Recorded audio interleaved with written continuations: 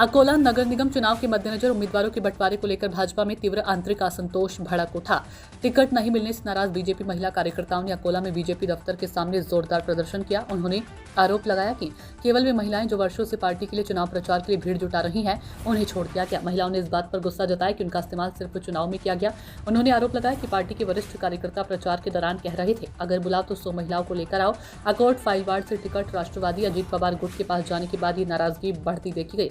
गुस्साई महिलाओं ने जमकर नारेबाजी की और पार्टी नेतृत्व पर गंभीर सवाल उठाए। इस आक्रोश का वीडियो सोशल मीडिया पर वायरल हो गया है, जिससे बीजेपी की अंदरूनी नाराजगी सामने आ रही है। संभावना है कि चुनाव से पहले महिला कार्यकर्ताओं का यह आक्रोश बीजेपी के लिए सिरदर्द बनेगा। राजनीतिक गलियारे में चर्चा है कि आने वाला चुनाव और जोखिम भरा होगा। धनराज सबकाल की रिपोर्ट।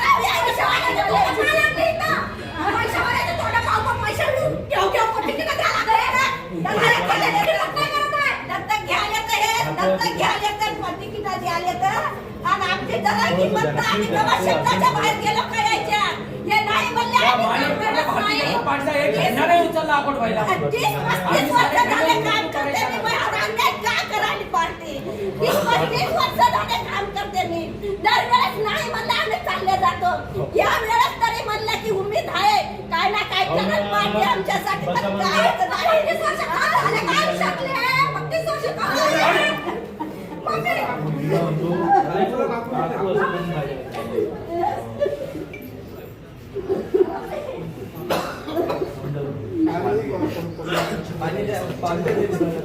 पाणी